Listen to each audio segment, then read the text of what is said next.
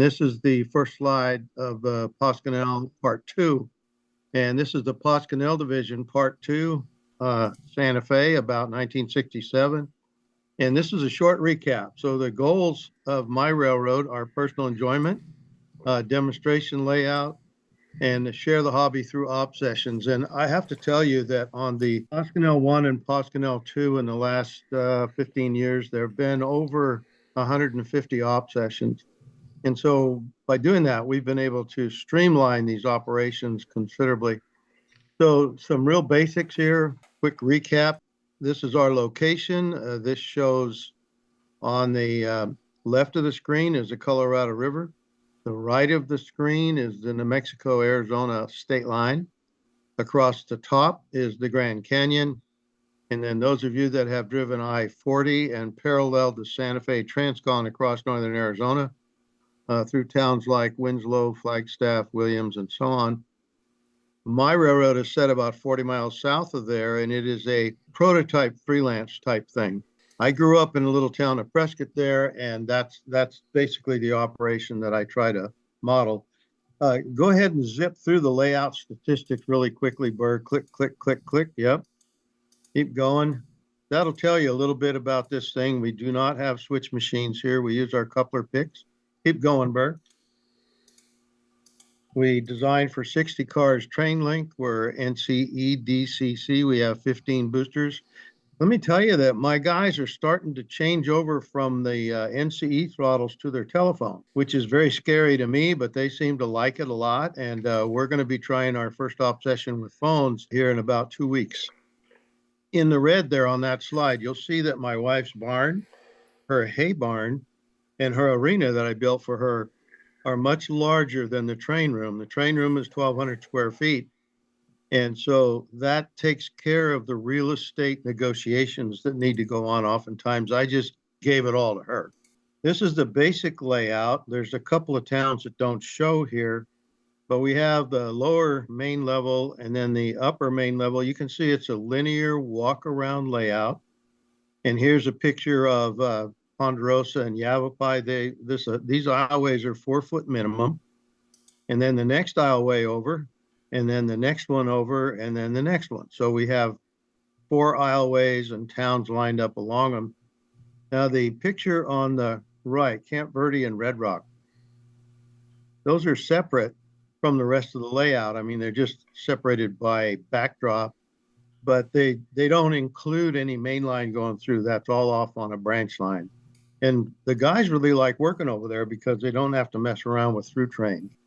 So please remember, while we do this presentation is going to provide a huge amount of information. Some of it's even true. Don't try to take notes. Just sit back and enjoy it. This is designed, Burr does such a good job of creating a library of these presentations. And so you can go back and look at this for any specific you might want. This is an overview to kind of show you what it's all about, and then you can go back and do your research later. Also remember, this presentation is about operations or op sessions. Now, let me emphasize that this is not the only way to enjoy the hobby. For years, there was this sense in the hobby that if you weren't an operator, you weren't anything. Well, the bottom line is that ops is for some people, but not for everybody. And so what I'm going to share with you is how we do ops, but that doesn't mean that it's the epitome of model railroading. You can get a lot of return on investment, ROI, in many ways from model railroading.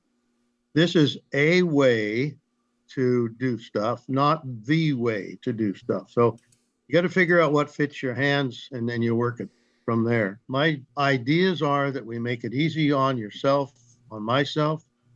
We're going to talk about setting up initial operations. We're going to make it user-friendly. We're going to give an example of user-friendly stuff, and we're going to move trains, how to move trains, and how to move cars. These are the things we're going to cover. And if you start to yawn, go to sleep and go, paperwork, I'm done with that. I'm going to click out of here. Hang with us for a little while, because these operations are appropriate. These systems are appropriate for a 4x8 layout, a 2 foot by 6 foot long switching layout, or a big 12 or 2,500 square foot main line operation. The basic concepts apply to all of those levels of model railroading. So I was once asked, how did you start operations?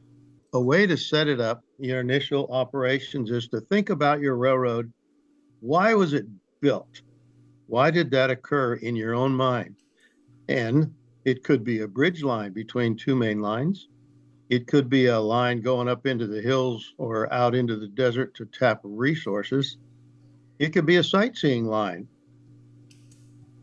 It could be for local switching, just one town type thing. It could service a single industry. You know, there's some massive layouts that are built all around a steel mill, huge amount of railroading in those things. Or it could be all of the above or something else. So there's certain traffic patterns that develop. I do a straight line diagram. So what you see up there in that buff color is the letters G, A, B, C, D, and then another G. So G is a gateway. That's like a staging track type thing. And then A, B, C, D are towns. So you get to name the towns. We're just going to call them by letters. Then you connect the dots, and then you provide the job. So we click over into that buff colored box, and we're going to show, if you go on this straight line diagram from A to the letter D, or if you go from D back to A, that's like a shooter that goes across your railroad. Now that might be from one town to another, or it might be from 15 towns. I just listed 4 here. The A to B and the B back to A, that's a turn. So maybe your main yard is at A. Your train goes over to B, does its work, turns around and comes back to A. So that's a turn. Maybe your train starts out at A and goes to B, C, D and does work. And then it turns around and goes to CBA coming back. That's a local. And your local might only go to one town or it might go to 12 towns. And then G, from G all the way to the other G, that's bridge traffic. That's just from one end of your railroad to the other, and they just shoot right across there, eastbound. And then the next one is from G to the other G, parentheses G to G, and you end up bridge traffic going west. You know, a lot of guys have a little room, you know, a 10 by 10 room. They have a main line going around, and then they have 1 or 2 little towns. So the bridge traffic can be replicated by just having a train run around and around and around. Then you can also, if you have a main yard at A, you can transfer cars from the gateway to A and from A back to the gateway. So that gives you a transfer run, and that can be from a staging yard to your main yard, which may only be 3 tracks or it might be 12 tracks.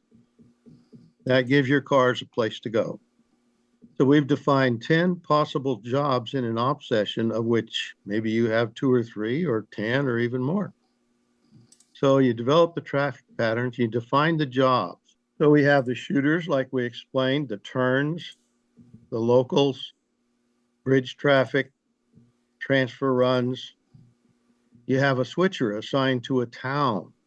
You also have helpers shoving trains up the hills. You have a dispatcher, DS, and you have clerks. Now, some people have all these positions. Some of them, one person does the whole thing. So you can have any or all of these jobs. Now, these are all part of setting up operations, whether you set it up for 1 person, 15 persons, or 20 people. What the heck's a gateway? Well, the gateway can take many forms. For example, this is the westbound KFX leaving my layout heading for Los Angeles. So this is a westbound train. It's all boxcars. It's got 4 Jeeps on the front. You'll see it's on a diverging route. That route goes back into the back corner and disappears under an overpass into a 5-car staging yard. Now, in my layout, this staging yard's 56 feet long. It holds 2 trains per track. So there's 10 trains in staging that can be run out at any time. But the idea is that you get to the end of my line and you diverge off of our tracks and you go away. And this is the going away act. It can be very simple. For example, It can be a track going into a tunnel. It could be a track going behind the buildings. It could be a track going into the trees or any other thing. Model railroaders are pretty inventive. So these gateways or staging areas, they can be included in a layout at a very simple level, one track, or a car float that goes off the layout, or something like this where you go into a big staging yard. The first session, the first time you have an op session, the main thing is you want to start small. If you plan on having a crew of 14, start with 2 or 3 or 4. Sit down after the session and debrief. Listen to your operators and take notes, because they'll tell you where it could be streamlined and so on. And your learning curve is pretty steep, but that really reduces the time of the curve. And then there's one more note on this slide you have to know about is why are these chairs empty? Well, modern criminology and facial recognition software resulted in my crew leaving as soon as they saw the camera. Want to make it user-friendly. How do you do that? Well, user-friendly is everything has a label. Name it all. Put direction labels down. On my railroad, there's 2 directions, east and west, and I've got those things stuck everywhere, so you don't have to remember which direction it is. Just look at the little label. And then here's something that you want to do is you want to balance your siding capacities with the number of spurs you have in the town and the maximum train length. In the numbers, you want to balance a trailing point and facing point spurs. So if you decide that your train length is going to be 12 cars, well, you need 12 cars in the main room, in the main yard, you need 12 car passing sidings, and you need 12 car capacities in the towns. So a user-friendly example starts with the design. Now, you may say, oh my gosh, I've already built my towns. Well, if you probably have this stuff already in your towns, and or you might be able to make a slight modification. So as we said, we balance the runaround sidings and make up track capacities. Add a Schwab crossover. Now, if you look down in the middle of that town, it's kind of hard to see in this slide, but there's some burrs right there right now. That's a Schwab crossover. That's a really important little thing, because what it does is it doubles the number of passing tracks or runaround tracks that you have, and it also allows you to sort cars in the town. And we'll come to that at another slide here. So we balance our facing point and trailing point spurs. If you went and counted how many spurs are pointing down and how many spurs are pointing up, you'd come out with about the same number in this town. Facing point means that it's ahead of your engine and you have to do a runaround. Trailing point is you just shove the car back into the trailing spur. So you define incoming and outgoing train capacity by the capacities of the spur. In this town, it's 12 cars. So I design my track plans for these ideas, and or you can also modify existing towns. I have people that come to me and they go, hey, look, I've got this town I want to operate. What can I do? I'm ready to tear it out. No, don't do that. Maybe we add a crossover here and change this spur and get rid of this whole puzzle thing, and all of a sudden it's fun to run. So how does that work? We're going to look at Camp Verde as an example. So the maximum is 11 cars. The 3 sidings each handle 12 cars. So we're going to be 1 car short because we have a caboose. And the spurs handle more than 12 cars. So we're not going to pull all the cars out of all the spurs every time. We want to have easy flow of traffic. So we want to make it fun for the people to run this town. And, puzzle things are fun the first time. Then the second time, okay. The third time, they're tedious. And when I say puzzles, I mean complicated switching moves. You have to back up and go forward 15 times to get the car spotted. So I kind of stay away from those. I know there are people that like them, and that's good. On my layout, we don't have so many of those puzzles, or any. So on Camp Verde 1, the train arrives. Now, in Camp Verde 2, it sets its incoming cars in the clear and cuts off the power. You can see the little switch engine there on that third track to the inside. So the train has arrived, it cuts its power off, and now the switch engine is pulling the industries. Notice that the incoming cars, we're not messing with those. We just set them on the siding. So now we're pulling industries, and we get all those cars together that we pulled out of the industry, and we put them together on the second track over. So those are the outgoing cars.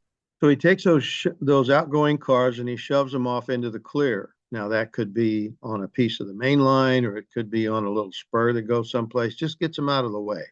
What he's doing here is he's classifying the incoming cars. Notice they were on the aisleway track, but now they're on the middle track and the third track. And he's using that Schwab crossover to set these cars up for the ones that are ahead of the engine and the ones that are behind the engine, or trailing point and facing point turnouts. And now what he's doing is he's actually spotting the cars. He gets his outgoing cars. The cars are all spotted. So now he goes and gets the outgoing cars, sticks a caboose on the end, and leaves. So this is the strategy that I suggest to my people, my operators. Oftentimes they'll come into a town with a train and then they don't have an attack strategy for how to deal with switching that town. This is a simple strategy. Now, a lot of guys use a more complicated thing, but this is simple. It's kind of like the kid in the classroom when they get their homework in, say, algebra, and they go home and they open their Chromebook and they look at the first problem and they go, the teacher never talked about anything like this. I have no recollection of what this is. Well, if you give them a strategy on how to attack that rather than a bunch of rote memory stuff, they can work it out a lot of times. So here's our strategy. Number one, the train arrives and you get it in the clear. Number two, you pull the spurs, all the outgoing cars. Number three, exchange for incoming cars. Sort the incoming cars, spot the incoming cars, make up your outgoing train and depart. So this 6-step process will pretty much work in any town that's designed for these kinds of operations, that's user-friendly. And a lot of guys, they don't want to admit that, oh my gosh, I don't know where to start. Well, give them a little card that has these things on it, and they'll have an attack strategy, a way to start. This is not advanced, but it does work. And we want to make it easy on you as the layout owner. How do we do that? Well, operations setup and restage, sometimes this can be just awful. So we start with a crew call. So how do we get a 1 week prior, I send out a text alert. And I say, we're having an op session. Please RSVP with job requests, first come, first served basis. And believe me, within 2 minutes, my phone lights up all over the place. Then on the Wednesday prior to that, I send out an op session op sheet with the jobs listed, who's doing what. And they can respond, they can trade, they can move around and so on. But it gives me an idea who's working where. This is all done on my phone. So understand that I had to step back, and it became very problematical. My crew call list up till before COVID was 45 people. I had 2 op sessions of about 20 each, 20 operators each. My new crew call is 14 people, 1 time per month. So that meant that there was 30 plus folks that had to be left out. How you choose that, how I went through that to make that choice, made some people really angry. And I had to explain to them that for business purposes and health purposes and so on, I had to cut back to 1 time a month, and I had to cut my number of operators. And I had to move it to Saturday mornings. And so there were some people that it was not well received. I was amazed at some of my really good friends felt they had the inalienable right to run on my railroad whenever there was an op session. And it got pretty hairy. So in this, I had to offer group ops to private groups. So for example, I had to tell the guys, look, you're not on the list, but if you want to get 14 guys together and have another op session at some point, like once every 2, 3, 4 months, I can do that. There's still some people that don't talk to me. They got really upset. So I had to be real careful when I went through that, but I had to do it. The doc told me, you got to make some choices. Okay. Want to make it easy on ourselves. So there's some things that you need to do to restage a layout. So I have a checklist, and you'll see in the picture there's a train number and a date and so on. It takes about an hour for me to restage my layout. And the reason for that is because the guys from the last op session do it for me. The trains are designed so that they take their train, they go do their work, they bring their train back. The car cards are all in the proper order. The trains are all set up, and all I have to do is check and make sure that the bills are in the proper order and they're on the right track. That doesn't take very long. I don't have to move cars around and change all kinds of stuff. The crew does it for me. I just do yard checks to match the cars with the cars. That doesn't take very long. I pick up the weigh bills from the agent's box, and we'll talk about these boxes and so on. And I check the train makeup. These are done by the previous crew. I'm just double checking. And as I double check, I click it off by the date in these little restage trains and restage yard checks. Incidentally, there's no proprietary anything on any of these forms. They're all MS Word. You guys can reproduce them. If you find them, they might be easy or help you out a little bit. Okay. Here's the op sheet that I talked about in the when I make the text. So I announce the op session, and then I send out a picture of this thing. And this is an operation sheet. You'll look at it and you see that at the top there's a bunch of hen scratching. Those are comments, introductory comments. Some guys give a 45-minute safety talk before the op session. My guys limit me to about 3 minutes. If I don't get it done in 3 minutes, they've got their throttles and they're running their train. So introductory comments are along the top. The power assignments, you'll see that under, say, for example, switcher on the right side of that little form, under switcher, that's a town job. That's a switch engine that's in a town. And you'll see the first column is SEQ, that's sequence. That's when they start, first, second, third, and so on. The job is called the abbreviations for the towns. The address, that's very important in NCE because that tells the guy, go out there and pick up 2692. That's your engine. And it's located in Poscanel, and the crew is Doug Taylor or Jim Krish or Rob or whomever. Notice that there are 4 of those charts. One for turns, that's the out to the town and back. One for the locals, that goes across the layout. One for the shooters, they just run right across the layout. Now, some people, that's all they want to do. They don't want to do any switching. They just want to run across there. The next area on that sheet is available units. That is, if I have to replace units, I know exactly which ones I have available locomotives. And then the pool is actually the name of people who are available extra. So that's the intro comments, the power assignments, the crew assignments. It's divided into those 4 areas, and it lists the extra available units. And then there's always stuff to fix. So that's along the right side of that page. Fix this switch, put this tree back. Oh, this building fell over, all those kinds of things. So this is the ops sheet. And this is what gets sent out, a picture of this to my guys by text. And then they can say, no, I don't want to do that job. I want to do something else. And that's fine. So at each place, I have a lineup. And you can see 2 lineups right here. One for Poscanel to the West Poscanel Yardmaster, and the other one on the right is to the Red Rock Yardmaster. Now notice that this is a sequence of what's going to happen in that yard. So let's look at the Red Rock Yardmaster thing.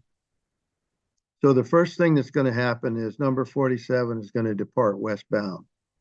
The next thing is number 341, the mine run departs. Number 309, the blimp runs. And then the switch engine at Red Rock pulls the cars for the Red Rock turn, which is going to be arriving shortly. And then that eastbound Red Rock turn arrives, picks up cars. Then you that train leaves and you get to spot new arrivals, and then you get to switch at your leisure. So the Red Rock guy is pretty busy. They're pre-printed except for the date. I just fill the date in and then I can hand them out. I slice them up. So this is the lineup for my yard crews. I only have to make about 5 of these for the whole road. They're MS Word documents. They're easily changed, and they do modify from time to time. So these forms are all in MS Word. Now, what about a dispatch panel, the DS? Well, we have one, but I have to tell you, we don't use it very often because the guys, they know the railroad, they know the runs, they know where to look for and so on. But let's just briefly look at this thing. So the directions are very clear. In the right-hand corner, it's east. The left-hand corner, it's westbound. Just like when you look at that map in the 8th grade, north is to the up and east is to the right, west is to the left. The track plan, they don't need to know the whole track plan. They only need to know the single track stuff. And it is circuitous. That is true. The layout plan is in the upper part. And then I have a straight line plan for the actual dispatching process. The train indicators are those little white pieces of wood with a magnet on the back of them. This is a little metallic board. So you can move those little white arrows all over the place. You'll notice some of them, like the one at the far left, says BSS on it. That train only goes one way. But if you look at the next one over, it says 112 going east. And then if you flip it over, it says 113 going west.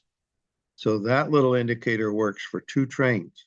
The track authority can be given by placing, say, the 112 arrow white piece of board there at Wickiup, and then you put 2 blue little magnetic pins right behind it. That's the authority. That 112 can go to Wickiup. He holds the main at Wickiup, but he doesn't have any authority beyond that. Now, when he OS's the first town, you pick up the blue thing. When he OS's in between the towns, you pick that up. That's after he says he's in the clear at Wickiup and the switches are lined and locked for the main. This is pretty heavy duty operation.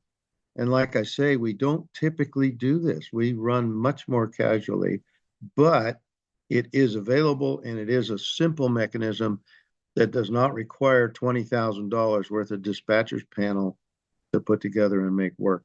That's in the things that are sticking up on top. Those are abbreviations and yard tracks and so on for the dispatcher if they need it. We had whoops down here, and there was a fellow from Georgia. He walked up to me, he said, "Can I dispatch your layout?" And I said, "We haven't been here before." He goes, "I don't care." That guy was the smoothest dispatcher we've ever had. He used that little board. He walked around. He talked to the folks. We don't use radios. And I was really impressed with how he just walked on the site and kept things moving. We moved almost twice as many trains as normal. He did a really nice job. Train orders, sort of. So these are train orders. Here's an example. So they're pocket-sized laminated cards. They're on 90 to 110-pound paper. Red is for passenger trains. Yellow is for freight trains.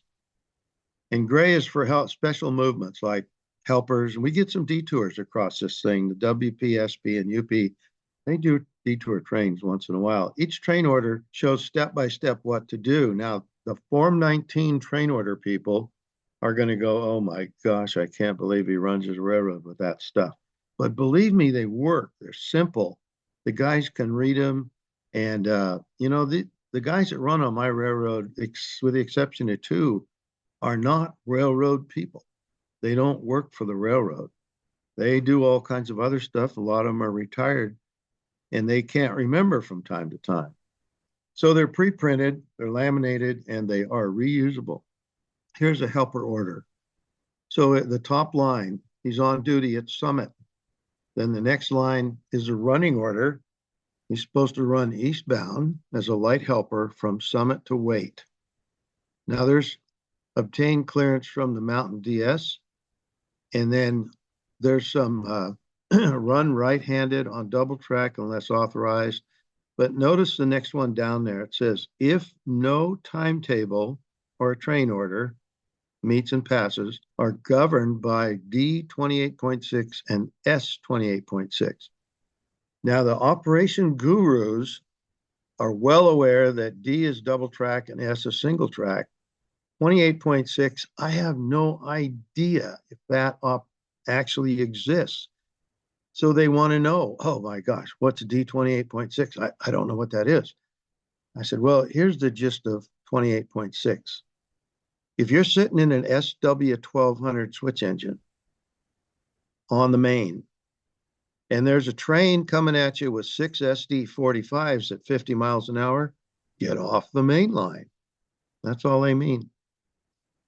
Now, my helpers, superiority is not really high, in the red. All trains, motor cars, high railers, pedestrians, cattle, sheep, and rabbits are superior to light helpers, unless otherwise authorized by the DS. So if you're on a helper job, you get out of everybody's way. Down at the bottom is how to get in the yard. And the next thing is where to park your locomotives. So that's a helper order. It's got a lot of information on it. I keep those in a train order box. It sits on my desk. It's divided into eastbound and westbound. So eastbound is to the left and westbound is to the right. In the middle are the turns. They go both directions. They're color coded. So we have yellow for freight, red for passenger, gray for special move. And then there's some blank ones in the back that I can fill out as needed. But for the most part, our moves are covered by these simple laminated cards. Here's a blank train order, one that you would have to fill out for a special move. So for example, we look at the top of the train orders, there's the date. We have an address to C&E, that's conductor and engineer, engine number 2696. It says you're going to run westbound as the rocket. You can go from Havasupai Track 2 to Eagle River. And then it has a little bit of stuff there that's pretty boilerplate. You work per your bills. In this case, the guy got a couple of set outs at Summit. And it tells you whether to go on the old main or the new main. It's okay at a certain time, 6:50 in the morning, and dispatcher signed it. So that's our kind of a blank one that we use. For visiting engineers, I have these things that are made up of the abbreviations. Like telegraphers, old-time telegraphers on the railroad, we use two-letter abbreviations for our town. So, for example, PA is Poscanel, BJ is Boulder Junction, Verde Junction, etc. And then there's also a layout map. Now, let's look at that layout map for a second. At the bottom of the layout map, that's that long, horizontal, skinny thing. We see that it's at West Summit. We see the directions east and west in the yellow boxes. We see a straight line diagram of my layout, and we see a yellow box. That yellow box is right over the word SU. That's Summit. Now, what that allows you to do is immediately look at the yellow box, and that tells you where you are on the layout. So if somebody's talking about Alpine way off to the left there, it's not too much that you need to worry about. If somebody's talking about RU, Rufus, or East Granite Creek, EJC, then you need to be aware of what they're doing and how they're doing it. These are, I call them station strips. I wrote a little article up about that. They're laminated and they're sitting on the layout. I find my guys refer to those quite often, the new people. So the yellow box shows the location. Next, the station strips is what they're called. And I invite you to review those, later on when you have a little more time. Available trains. On my layout, which is given a pretty fair sized layout, we have 30 trains ready to go at any time. The average number of trains per session is 2. So let me say that on a local, if you give a guy my age, my guys are elderly. That means they're more than 70. If you give them a local with 12 cars going to a town, and they pick up the existing cars, they set out their cars, and they come back, that takes them about 2.5 hours. And the signal that the op session is over is when they start getting the folding chairs out and sitting in the crew lounge area. So, and we also have shooters. They take about 25 minutes to go across the layout. So if a guy does a local and he does a shooter, he gets a taste of switching and he gets a taste of mainline running. I typically have 14 people in my crew. So that's about a 15-month rotation to go through all the jobs that are available on the layout. Not everybody does all the jobs.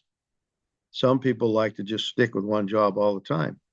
Others like to rotate through the jobs, and some just whatever comes their way.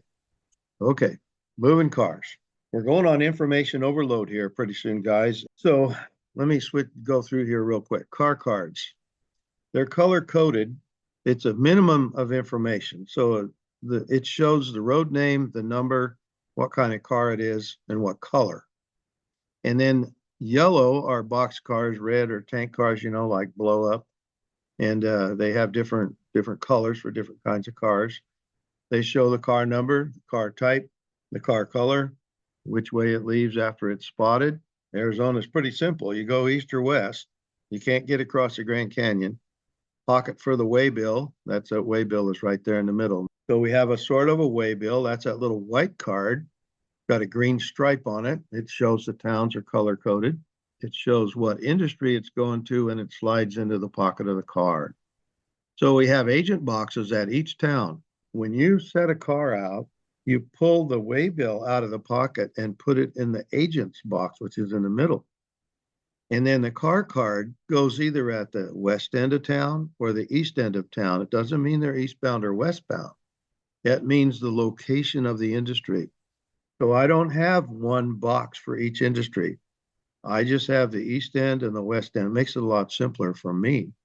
And there's one of our coupler picks laying across the top there, and this happens to be at Red Rock. This box looks like this when the next guy gets there, except the agent's box is empty.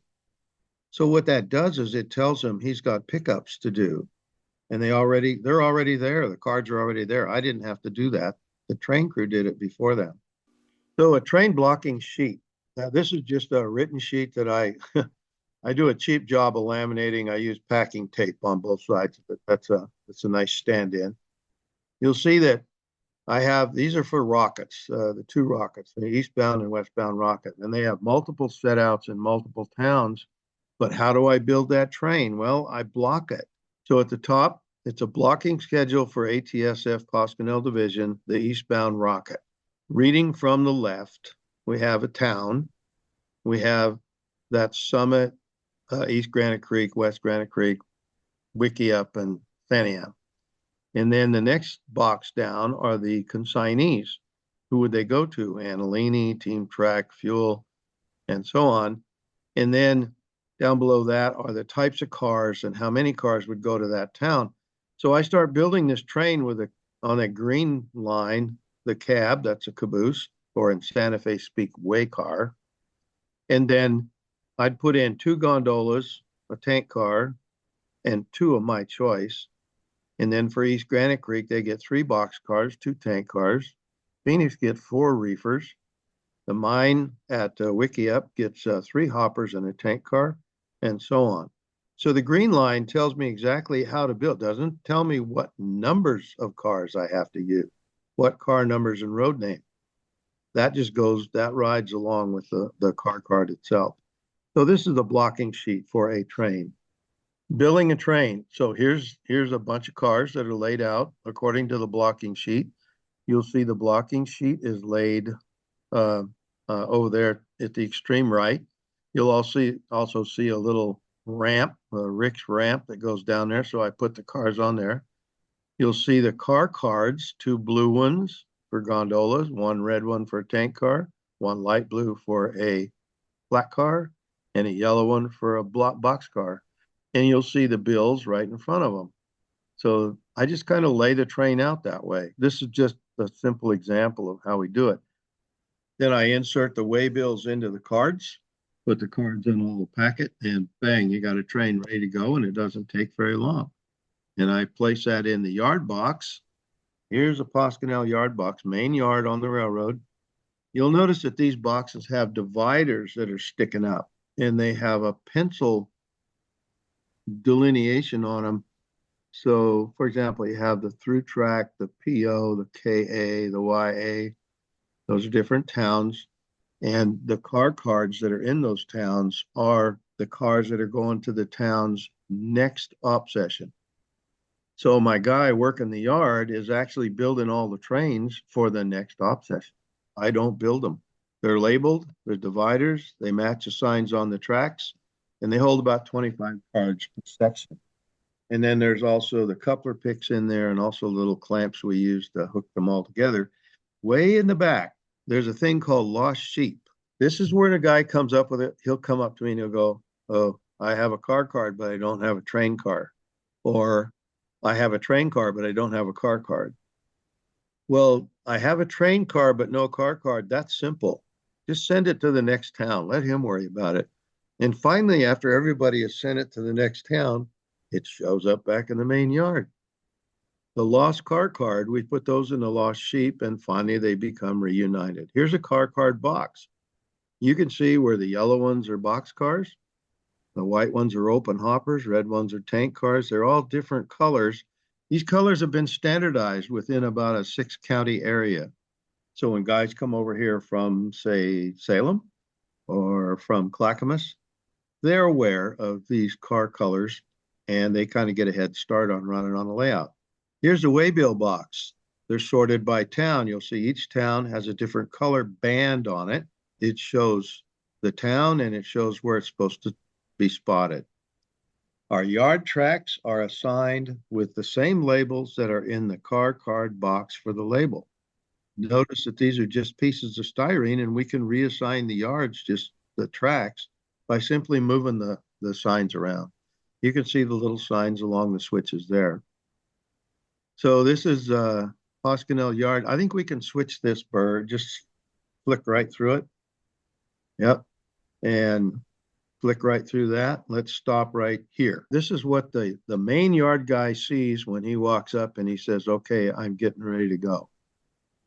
Way in the back, you'll see the refrigerator cars on the back 2 tracks in the yard. That's full. That's 56 cars. The arrival departure tracks have cars to classify. There's 5 locals ready to go. You'll see the cabooses on them with the markers lit. Those guys are ready to go. There's 5 express cars right up there front, the green ones on the 1, 2, 3, 4, 5th track over. Those express cars are ready to go on number 47, which is sneaking around the corner way, way in the background.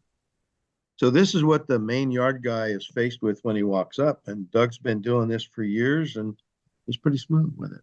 So remember, you want to start out simple and small. These processes are not the only way to do it, but they're the way that fits my hands, and they've developed over more than 100 op sessions. Don't think you have to do all this stuff at once if you want to get into operations. You just do a little bit at a time. Do the easy stuff first. These concepts might not fit you, but they fit me, but you can adapt them to your hands. And right now I'm looking at the 3 tracks going through Summit, and it appears to be plugged. Now, these are just a bunch of pictures of the layout, and Burr, you can click through these just a few seconds at a time, trying to get a flavor for what's going on with the layout. This is the DSF service facility. We actually use all these engines during an op session. And this was a passenger department got their wish. They wanted all their war bonnets lined up, so we did it for them. Eagle River is we have one guy that runs Eagle River, and if he's not there, I have to do it. That's pretty complicated track work, but boy, it works slick. The Super C, we talked about that train in the part 1. Here's a typical action. We got the reefer job.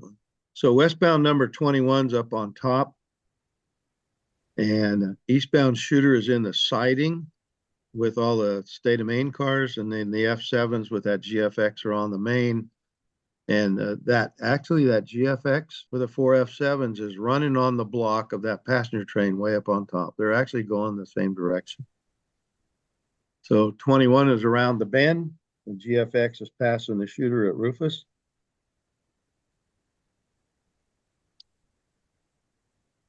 Another picture of the same thing. If you look way in the back, you'll see that passenger train engines are nosing out onto that high trestle. CBQ Canyon is kind of cool. I think those are Central Valley through truss bridges. And man, I like taking pictures there. It's kind of slick. 251 is coming out of the tunnel 11. Twin bridges, this is sort of an artsy craftsy thing. It was done totally by accident. I take no credit for this, but it is a kind of a neat picture. The big Alcos and new ones from Rapido. Kind of a neat thing. That was an afterthought, actually. I added that later on, the twin bridges and that big rock in the middle. From a bridge to a tunnel to a bridge. The BSS is, as you can tell, a stock train coming down. There's this rock shed up on the top of Windy Point.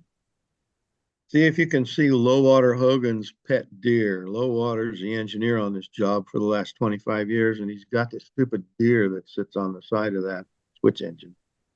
So here we have helper set coming off the hill, 18's going east. This is F units on the bridge with a waterfall. Things can kind of get busy at East Granite Creek. 2 trains plus another one arriving. This is a quintessential Pascanel picture showing the high line, the low line, the Hassayampa River.